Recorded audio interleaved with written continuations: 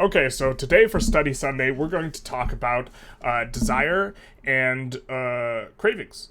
We're going to talk about this study, the craving to smoke in flight attendants, relations with smoking deprivation, anticipation of smoking, and actual smoking, which of course is an absolute banger, as psychology always is with their titles, where they basically describe exactly what they're talking about. So we're going to go through the abstract, talk about the study a little bit, just very, very quickly. What the study is or what it showed was that the craving was not really related to how long you've been without a cigarette, but instead to how close the availability of the cigarette was, which is a very important distinction because it means seeing an opportunity for something is really what makes you want something. It's classic in psychology. The anticipation of the reward is what gives you the dopamine release, not the reward itself. And knowing this, just seeing availability and anticipating a certain reward, just looking at availability and anticipation as the primary drivers of, well, your drivers, is a kind of good way of thinking about it. So we'll talk a little bit about that, some ramifications, and then we'll relate it back to the two previous study Sundays that we've done, which is, the Asch and Berns conformity experiments and Zimbardo's prison experiment, because I think they all tie in rather nicely, because they're all about how the environment can really influence us in ways that is difficult to discern or see, but is very subtle and is also powerful. And just thinking about this can be a good way for informing our practice. So let's get into the study. We'll just go through the abstract. In a study, the authors examined the effects of smoking deprivation, anticipation of smoking, and actual smoking on the craving to smoke. Perfect. Flight attendants who were light to heavy smoker rated their craving to smoke at a predetermined time points during a two-way short flight, each leg 35 hours. So this is just two flights, or one really long flight that's 8 to 13 hours. So basically double the amount of time, although not quite, because 3 is obviously not into 6, and 5.5 is into 11. In both the short and the long flights, craving increased gradually and peaked as landing approached. And this is what you would expect, that craving would become most acute right before landing, because this is the longest period of time you've been without the cigarette. However, craving levels at the first leg of the short flights were equal to those at the end of the long flight. So that means cravings at the end of this 5.5-hour flight were the same as at the end of this 13-hour flight, which, if you thought it was just how long you've been without a cigarette, would be something that just baffles your mind. But it's not. It doesn't have to do with how long you've been without a cigarette.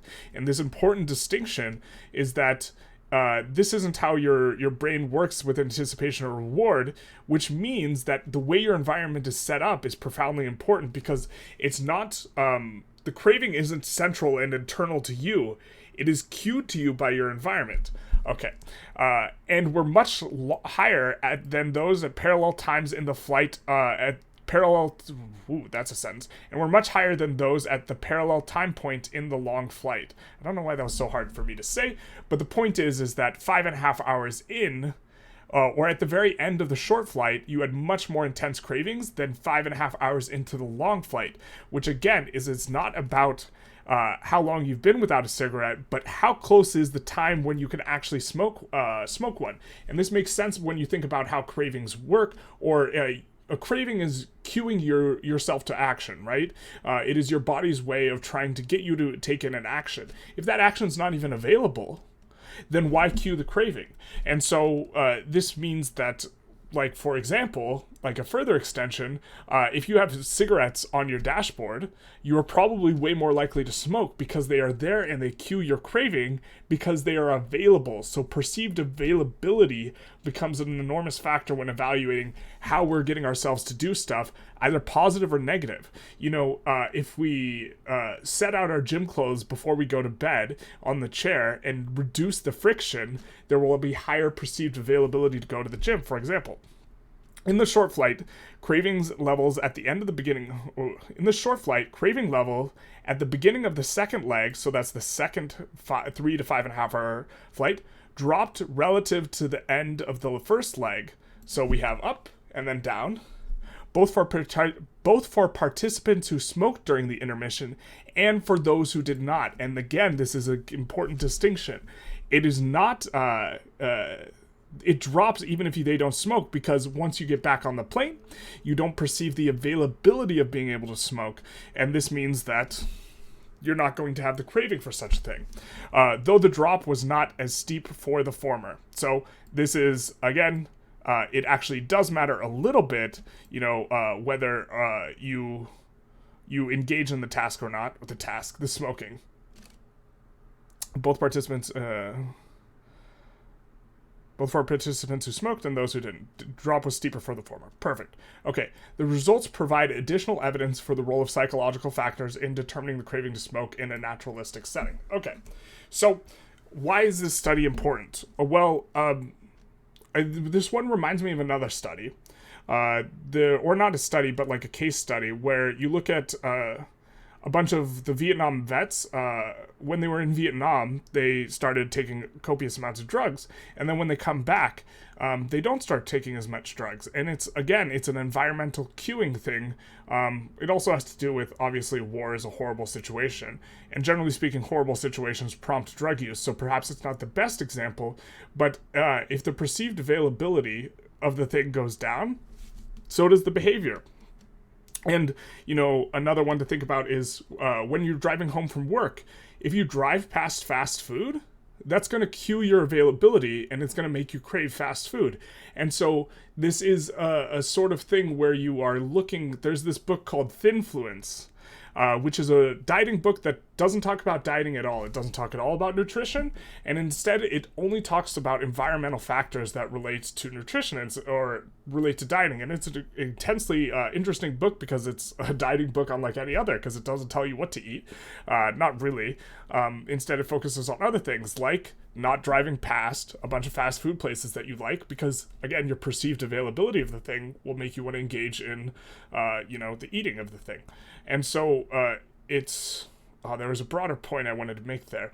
But the thing is that there's another study where, you're more likely to buy items that are eye level on the shelf or consume items that are eye level because they're more likely to be seen.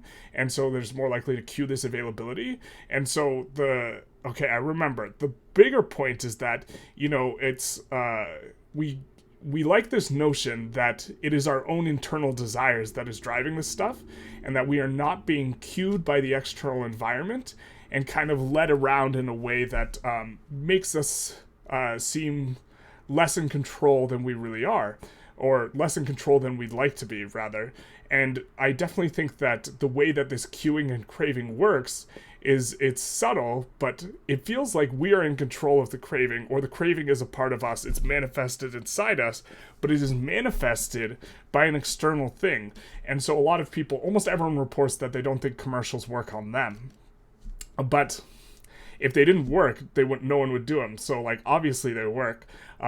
And it's just a thing where there's a disconnect between the perception of our own cravings in terms of what drives it, and, the actuality, which is that a lot of it is environmentally driven, which makes your environment so important, and you can take steps to, affect your environment. For example, you could take a different route home from work that does not use streets that are, have a bunch of fast food. There's one there's one street that goes is a main through street, and it is all fast food, and then another one that's just cuts through residential kind of, and they're parallel to each other. And you could this is for me, and I could very easily take the fast food one or the one with no food on it, and then I don't have to deal with the craving, right, if I take the one without fast food on it.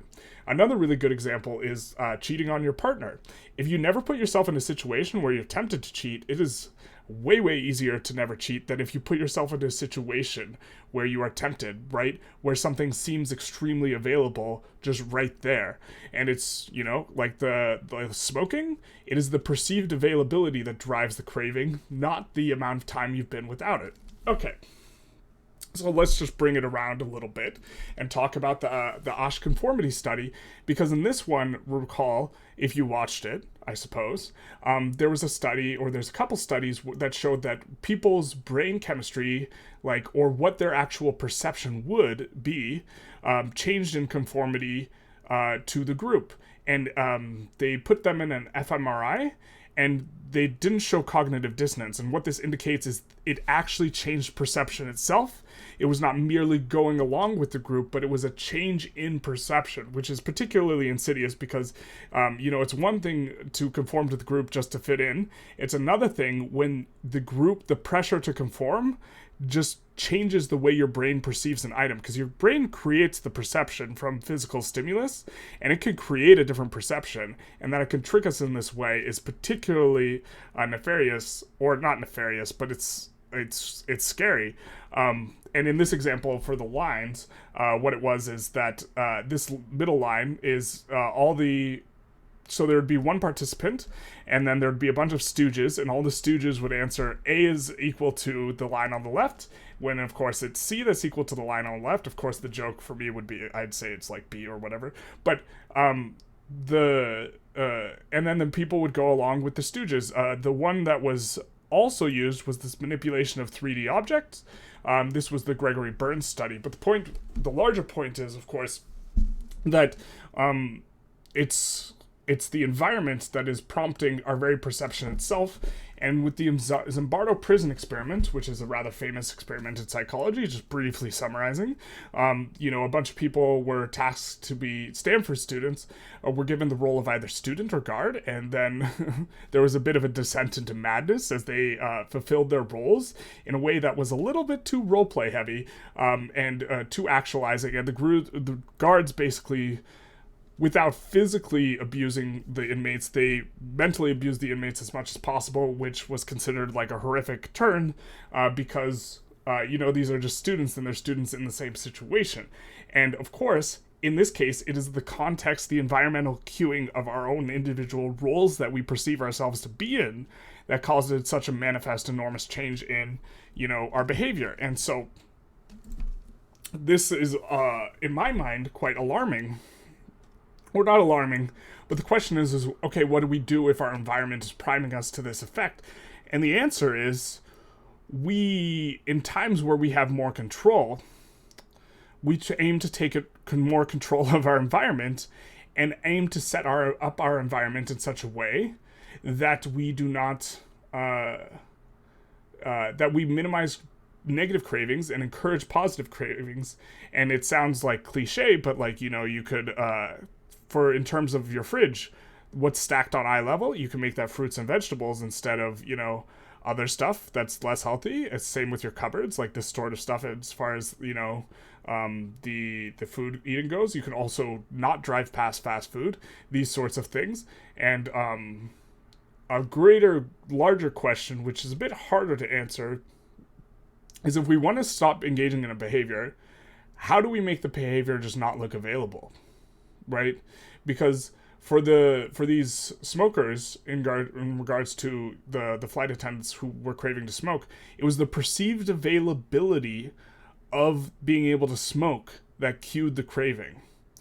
If you can somehow make something not seem available, like it's no longer an option, like you are completely cut off from it in terms of potentiality, then you can eliminate the craving for it.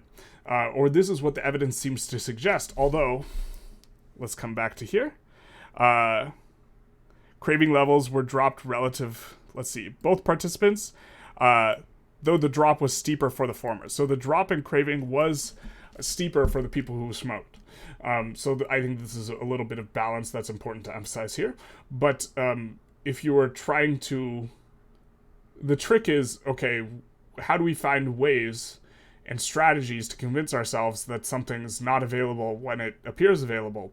And I don't have a broader answer to this question that could be done within the context of this video, really.